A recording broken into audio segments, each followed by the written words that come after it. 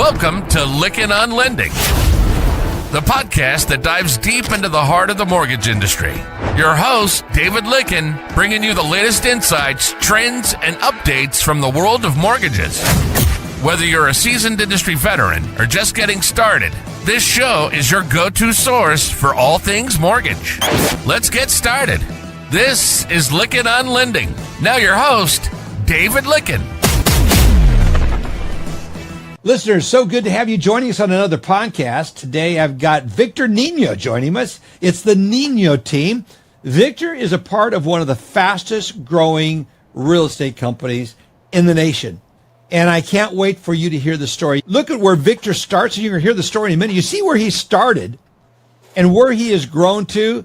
It is one of those rags to riches stories, and it is so inspirational.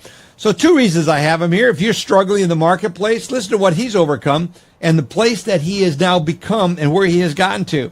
He shows up. I got to tell you a little story on him. Every time I met him, he shows up in a suit and tie like he's running for political office. He's ready to jump in and do many wonderful things. This guy is a show up, suit up, show up, and be engaged. You're going to enjoy this interview, and so I'm excited to welcome to the microphone, Victor Nino. Good to have you here, Victor. Thank you so much for having me. Good to have you, friend. I'm really excited that your story is so inspirational, Victor. Again, when you meet you for the first time, you're inspirational just in how you show up. But you have got a tremendous story, and I want to start there in this interview. Tell us where you started and from the background you came, and then to the place of where you're at today. If you could tell that pretty quickly and pretty succinctly, because there's so many things I want to get into with you. Yes, sir. I was born and raised in Eagle Pass, Texas, small border town in south of San Antonio. And I'll tell you, I grew up in government housing all the way till I was 5 years old. My parents used to sell tacos in a taco truck before they were cool. And that's what got us out of government housing and into their first home. So that was pretty awesome. And my dad actually then started building extra units on the back portion of the property. And that's what got me into real estate way back when. Oh, really? I just love stories where someone starts with very little. You're Hispanic in your background, and it sounds like you learned, your dad was a bit of an entrepreneur as well, your dad and mom. Yes, sir. On this, when I was 5 years old, they ended up buying their first property after having their taco truck probably for about 3 years. And they ended up developing the back portion of it into 4 units. And so it went from single family to multifamily.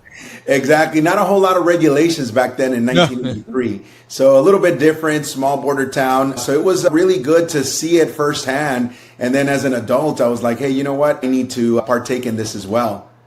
Yeah, it's right. Eagle Pass, Texas has got a lot of history too. It's where the Civil War ended. I didn't realize that. Yeah. I didn't know that. Yeah, I know it's Fort Dunk in there and right along the Mexican River. So it was pretty interesting growing up there because I would spend all week here in the U.S. and then every weekend I would go to Mexico to visit family. So it was a very interesting upbringing, very unique to what most U.S. citizens have. Oh, yeah. One thing is I love, I'm really quite jealous about, I come from a Norwegian family. We have a lot of strong family ties. We had a lot of family background and get-togethers on weekends and holidays, things like that. But, man, you Hispanics have perfected getting together with family and how you celebrate family, which is it's just so important. It's so important in everyone's life, but I should always ask, how important was it in your life? As far as being close together, I'll tell you this, it was really cool. Like, looking back, it was really nice hanging out with all my cousins and being together, which is, again, something that we continue now because I'll tell you, we just met up probably about 4 weeks ago. Unfortunately, one of my uncles passed, but in the big family tradition, we decided to get together, celebrate his life. We went back to my grandpa's ranch, who's now, one of my uncles now owns it. And we were there together, partaking, celebrating my uncle's life, and more importantly, also making time for each other. Because I think in today's world, we're all so busy. Everybody has their goals and the path that they want to take that sometimes we forget to connect with those that are near and dear to us. That's so true. I love about your story. It's faith, family, and you started focusing on your future and really where you've come. Let's talk about the real estate company that you are also a co-founder of or one of the founding members of. Tell us about the new company you're with, and can't wait to Share that. Yes, sir. The name of the company is Realty of America. We officially launched in September of last year. And just in 7-8 months, we've grown to practically 2,000 officially onboarded agents. We just opened up Florida. And it's just an amazing journey to be around such great individuals and such great leaders. I was approached by our CEO, Eddie Garcia. I was the second person he spoke with. And now it's turned into a big movement, frankly. And now we're in 14 states, soon to be 15. And we're going to continue to grow with the right individuals so that way we can go ahead and equip our agents so that they can go out to the marketplace and serve our clients at the highest level. I can't wait to have Eddie on the podcast because his story is one of those. I say, you did how many Morgan, how many sales did you do? There's nobody in the industry that's come close. But another thing is we talk about mentors and you talk about how you mentor people, but you were mentored by a mutual friend of ours, and I want to honor him, Gene Frederick, who was at Keller Williams. Talk about that part of the story and what Gene meant to you. Oh, of course. Gene was actually the team leader at Keller Williams, and I was probably under his wing maybe about 3 years. And he's just the type of individual that likes to pour into others and really lead by example. He's the kind of person that you talk to for a few minutes and you feel you've been friends your whole life. And that's just a testament to how masterful he is, not just in his ability to speak, but I think also in his ability to connect on the human level, which I think it's like a lost art now. I think a lot of people tend to be more transactional nowadays, and it's just refreshing to be able to be around individuals like that. And yes. I was actually thinking about that and seeing like the people that have poured into me, and it's just really cool that there's other individuals that have lived before us, that have walked the path that we can learn from. I've learned a lot from my brother, LC. He's the one that actually told me, hey, Victor, we're moving to Keller Williams. And that's how I ended up meeting Gene. Oh, really? Okay. Oh, yeah. So being around Gene really just showed me that there are no limits that we should impose on ourselves, because really the only thing that's holding us back is this right here. That's exactly right. Yeah, I'm honored. Gene reached out to me last week. I got honored to sign or make an endorsement and his new book that he's releasing, and we're going to do a big promote of that as that gets ready to come out. I'm really excited about the new book that he's releasing. Gene is just one of those people, and I think how important in your mind are mentors as in your life, and then what you've seen in the lives of others as they develop in their career? I think a mentor is the kind of person that allows you to see into the future.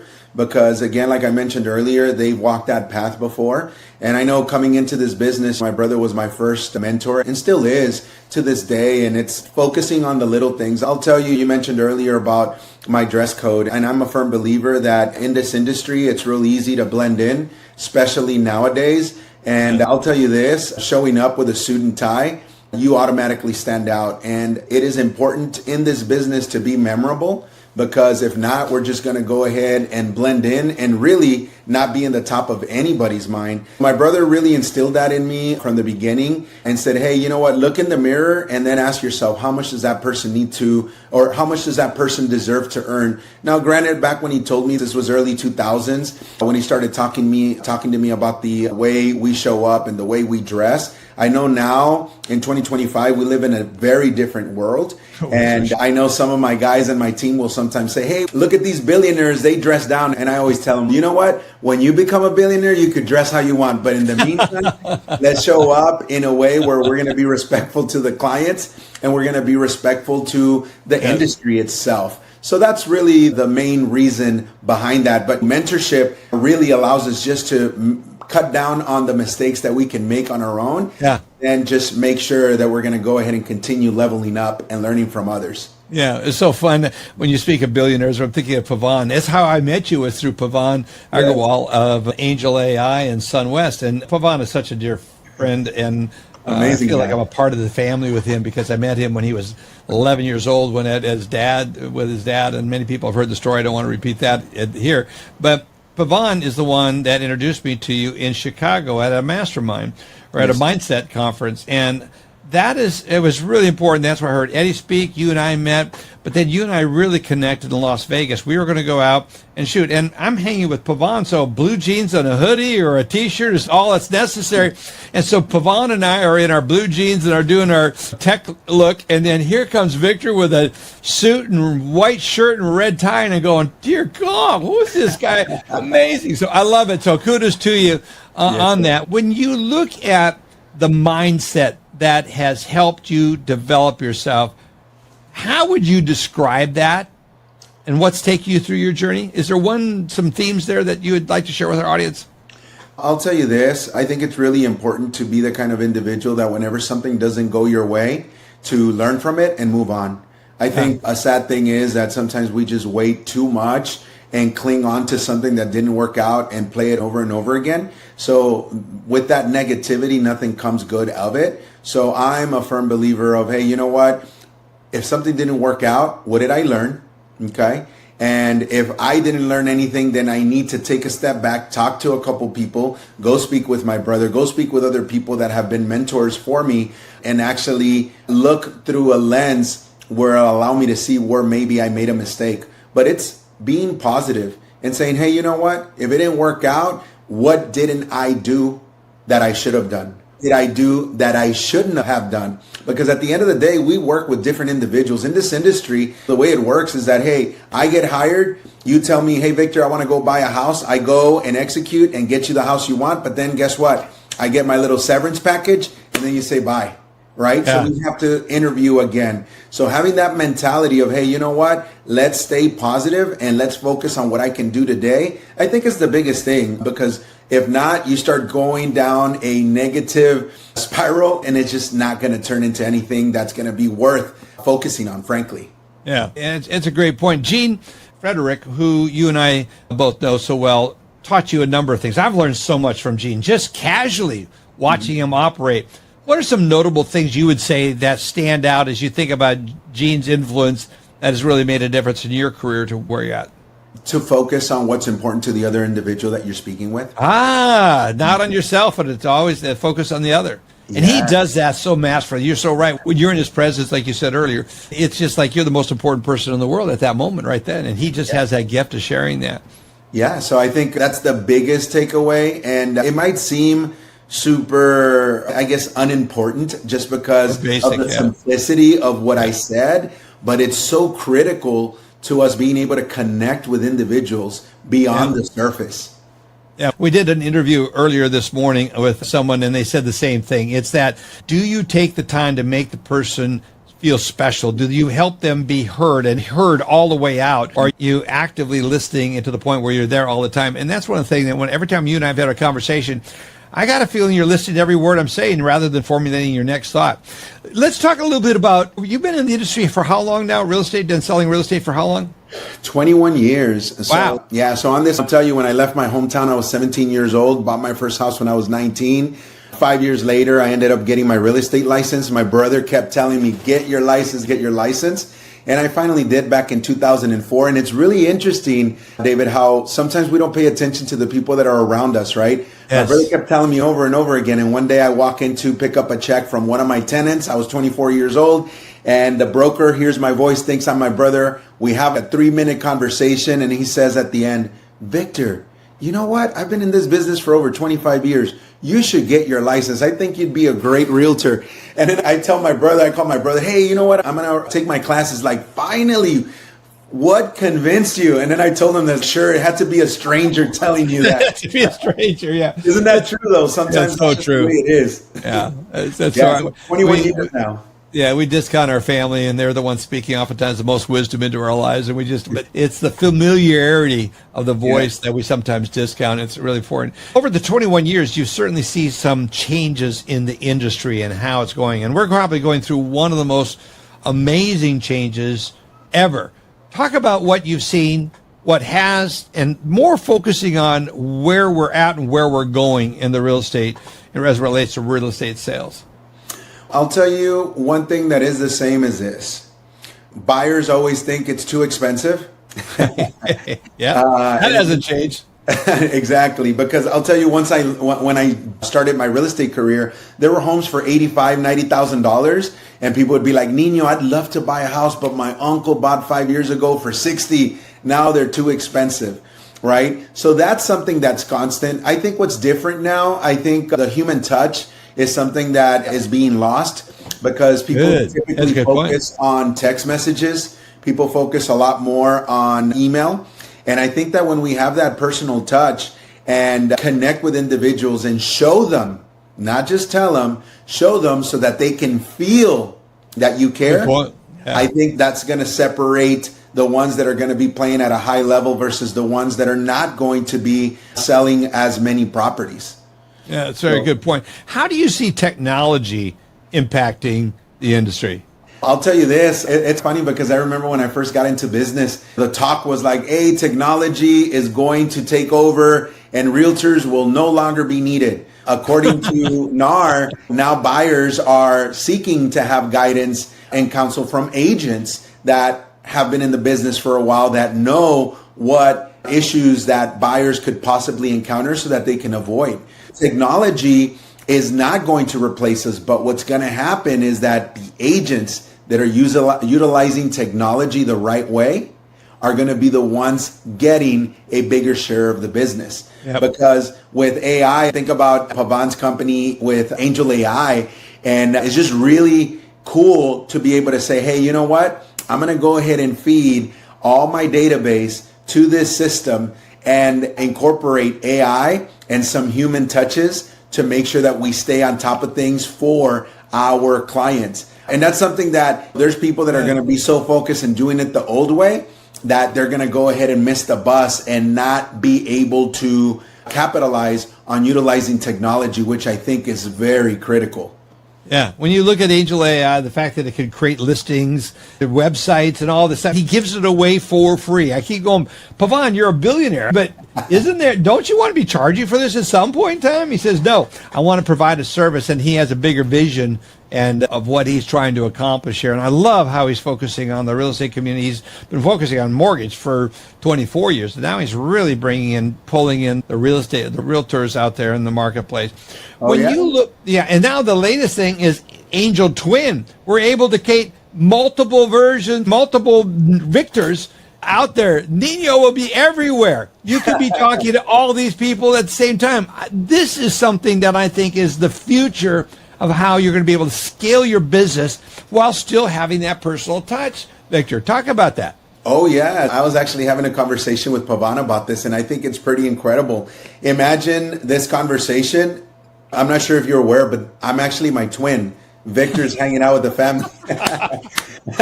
but it's getting that good. It's almost getting that good. Yeah, and think about it. Like, this is actually something that's going to be super cool because guess what?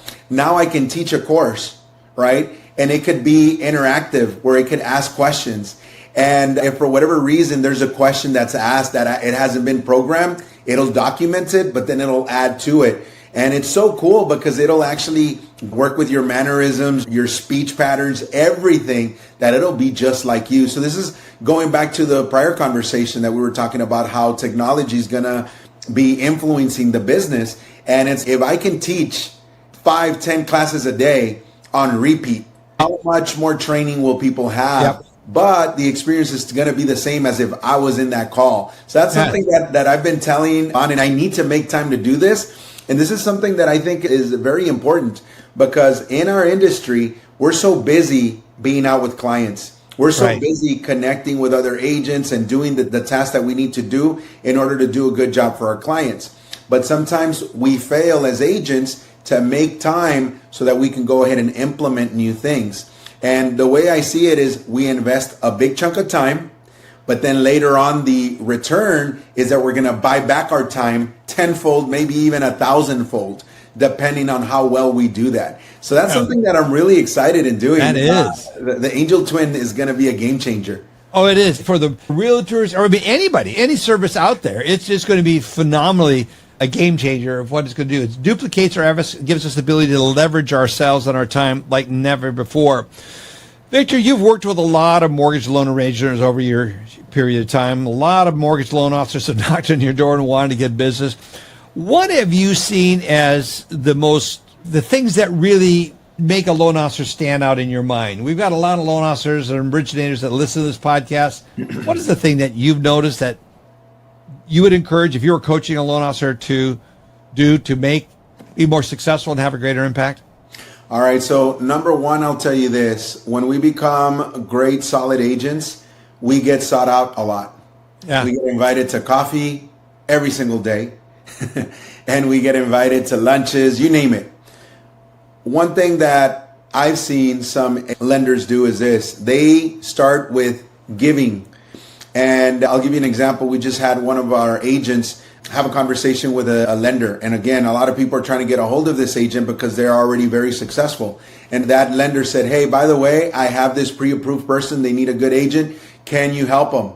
Guess what? That person is now on their roster as who they're going to recommend. Yeah. The other thing, coming from an angle of teaching and guiding, letting us know what's happening in the market today, what's happening with rates, what are some programs that are out that people can utilize. And with Angel Twin, the beautiful thing about it is, as Pavan says, no human can retain so much information, but the computers can.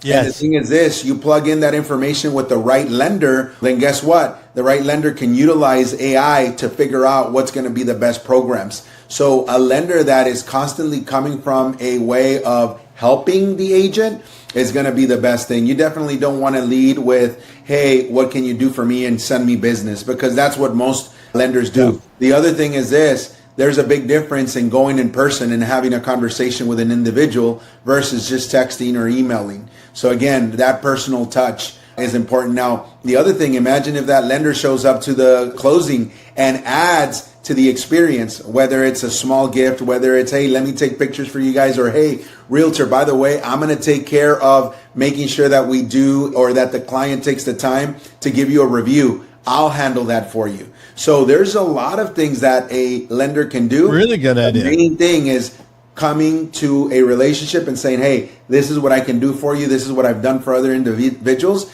And then one key thing is saying this, David, I know that you have other lenders that you have established relationships with. Please just give me one opportunity so that you can see what I'm made of. You give me your most difficult one, I'll take care of it.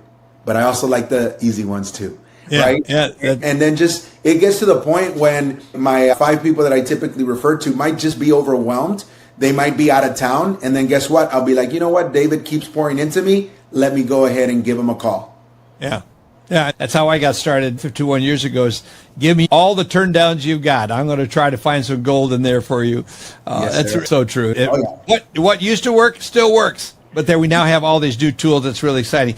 Let's get your perspectives. Like when you and Eddie are working in your real estate company and how you're preparing it for the future, where do you see the industry generally going over the next 5 years?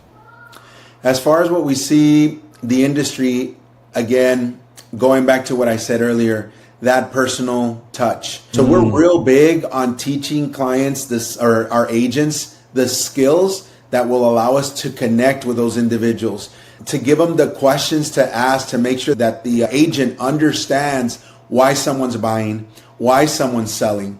And one of the beautiful things about the way we're approaching the growth for our company is that we're actually attracting top talent. And when I say top talent, I mean, we're talking about agents that do over $20-30 million in volume, which anybody that's in real estate understands that is a substantial amount of business. Yes. How are you successfully getting them engaged? If they're making that much money, why would anyone let lose someone like that? I'll tell you this. The interesting thing is that most agents are in a platform at a company where they have a tenant and landlord relationship. And I'll tell you how that works. Yeah. So only 8% of realtors in the country are in a revenue share platform. And the situation is this. We tell clients day in and day out, Mr. and Mrs. Buyer, I guarantee you that 15, 20 years from now, you'll be in much better position if you buy versus if you sell. Would you agree, David, that 10 years ago, homes were cheaper than today? Oh, yes. Were homes cheaper 40 years ago than today? Absolutely, yes. And the thing is this, 10 years from now, that agent will continue to possibly still be in a relationship with their broker, where the broker is the only one that earns from the sale of everybody in the company. In this platform, which is revenue share, me, the agent, I have relationships with other agents across the country. If I attract them to Realty of America and they start selling, then I get a little piece of the pie. And the thing that agents need to realize is, hey, do I only want to earn when I help somebody buy, when I help somebody sell, or when I help somebody lease?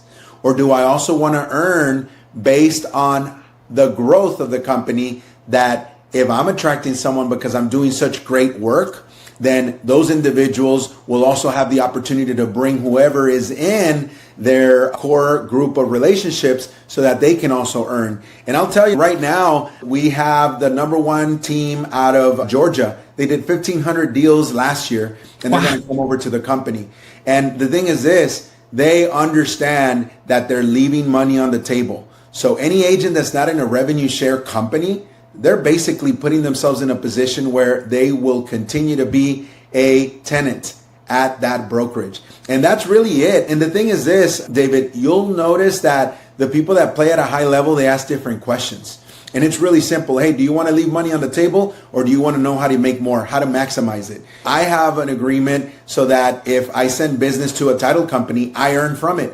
There's other things where you can earn from a variety of different things. But then there's most agents that only earn when somebody buys or someone sells. And the decision is for everyone to make. And they can decide to just get paid out of those two things or a variety of things. That's so true. Yeah, I think having those multiple streams of income that you can do that, and it really works. How are you finding the most successful way for you to get new business, especially seeing social media? Everyone thinks that Redfin was just acquired by Rocket. It seems like that's game over when we've seen different platforms come on that's grabbing the attention of the consumer. How are you guys overcoming that? Yes, we're using a lot of social media and making sure that we're like consistently on there. My team and I, every single month, we're doing well over $10 million in volume, which is pretty solid. That's really solid. Yeah. I'll tell you, it's the putting up videos every single day, sharing which communities are giving discounts, which communities are paying X amount towards closing or have specials on interest rates and so forth. Yes. Informing the public. And the thing is this, I always tell my guys, I'm like, look, people are watching online, and just because they don't comment or just because they don't put out doesn't mean they're not paying attention. But the moment they see that you're committed to doing what you're doing and doing this consistently, then they're going to start reaching out. Maybe not just for them, but also for the people that they care about, that's in their life, that's thinking about buying or selling a home. Also dive deep into creating a relationship beyond the surface so that you can actually become a friend of your clients. So I have a tagline that says converting clients into friends one home at a time. And I'll tell you this. So David, let's say you were to recommend Gene to buy a house for me. Right. Gene buys a house. We sell it. We're about to celebrate. And then I call you. I'm like, hey, David, you know what? Gene just bought his house. Let's go celebrate together. So imagine now we go out to dinner. And when I'm there, I'm not talking about business. It's, hey, you bring your other half. Gene brings his other half. I bring my other half. And we have a good time. And then I'm like, hey, David, how did you guys meet? Hey, Gene, how did you guys meet? And then we just talk about life, travel, fun stuff. And now we become more close. We become more friendly towards each other. Yeah. And then we just stay in constant contact. Anything that's affecting the area. So I'll give you an example. I just heard that there's a water park that's going to be going up over there in Mustang Ridge in southeast part of the Austin metro area. Yeah. So guess what? I'm going to call all my clients that have bought investments over there and that own homes over there. Hey, I'm not sure if you heard about it. I just wanted to let you know. Congratulations, because this is going to help values in your area. Boom, a touch. I'm not calling to ask them for anything other than just giving them information, good news, basically, of what's happening in their part of the Metroplex. Yeah, those type of customer retouches are with valuable information is always so important. Oh, yeah. Victor, and then Angel AI is one of those game changers. Right? One of the things that Pavan has set it up is where realtors, you were talking about how you get paid if you refer to a title insurance company, or these different ways you can get referral fees off of that. When it comes to the thought of realtors getting in and actually doing the mortgage loans as well, which is something that Pavon makes available to people. I'm shocked and surprised at the number of realtors that are not taking advantage of it. Some are saying, no, I am a realtor. I'm going to stay focused on be the best realtor. I'll let the lenders do the lending, but others are getting involved. What are your thoughts about that trend? Is it a trend? And if so, how do you think that's going to go? So I'll tell you this. I think everyone needs to decide what works best for them, because at the end of the day, I think that you can't be all things to all people. Right. And I know that if I decide to partake on that, yes, I can make more money, but I think it would be a disservice for my client if I try and step into your shoes. You've been in the industry 51 years. You would bring a wealth of knowledge versus me coming in from the angle of a realtor, right? So everybody needs to decide. I don't think there's a right or wrong. I think there's a good fit for some people that are able to do both. But I think as an agent, if you're doing large sums of deals, I think it's better for you to stay in your lane. But there's agents that will go ahead and do only 3, 5 deals, 10 deals a year, and they have the bandwidth to be able to dive in and do it the right way and actually learn what they need to know so that they can go ahead and serve the client at a high level. The good news is with Pavon and his team, you don't really have to reinvent the wheel because you can plug in. And I've actually done a few through US Metro and so forth. But with everything going on and the growth of the company, attracting these individuals coming to us and so forth, I'm like, you know what? I need to make sure and focus on what is the biggest thing right now. But I will say that for the right person, it is a great opportunity because guess what? Then now you don't have to worry about what if the lender says something that is contrary to what we've talked about, right? Or what if it doesn't get delivered the way that this person wants the stuff to be delivered because I already know them. So I think there's a time and place for everything. And for the right agents, I think that's a great way that they can also earn extra money. But as long as they focus on learning so that they can show up at a high level. I'm a big believer that if you're not doing a great job, then don't do it. Step aside so somebody else can step in and make sure that individual is being helped, because we need to honor each family that comes to us, David. I think in this business, a lot of times somebody will be like, it's all about the money. And the way I see it is like this. Hey, you know what? If I can help you, I'll tell you. If I don't think it's a good idea, I'll tell you. If you still want to do it, then I'm here to help you. But if it's not in your best interest, I'm going to make you aware so that you can see it from this angle. But if you still want it, then I'm here to help. But it's always leading with what can we do that's best for you. Yeah, that's so good. Keeping the customer first. Gary Keller wrote a book a number of years about The One Thing. And I think that's one of those books that's out there that I still point to because it was such a simple book, but it was such a profound book at the same time. Victor, thanks so much for being here with us. How can people reach you? You can find me at victor.nino.official on Instagram or just victornino.com. All my information is on there. Good. Victor, thanks so much for taking time to be with me. I love meeting you. I can't wait to get to know. I'm moving out to your area. As soon as I get my house, we'll be neighbors. Yeah, we're going to be neighbors. I can't wait to spend some time enjoy some time with you, friend. Yes, sir. Thank you so much. I really appreciate you having me on the show today. It's really a pleasure. Appreciate it. Folks, I hope you enjoyed this podcast. I think it's so important to look at what the mindset of successful realtors. Victor is one of those really successful people. I encourage you to reach out to him and get to know him. Also, I want to say a thank you to our sponsors, Byte Software, Angel AI. We talk about them on this podcast. True, as well as Candid, Mortgage Bankers Association of America, Lenders One, the Mortgage Collaborative, Modex, Knowledge Coop, Redder, Mortgage Advisory Tools, and Fuel Inc. Thank you, everybody. Share this podcast. Look forward to seeing you back here for the next one. You've been listening to Lykken on Lending. Our passion is to bring you the latest insights, trends, and updates from the world of mortgages. So on this show, if you're a seasoned industry veteran or just getting started, it's your go-to source for all things mortgage. We hope you've enjoyed the show. We'll be back soon. Take care, and we'll see you next time on Lykken on Lending.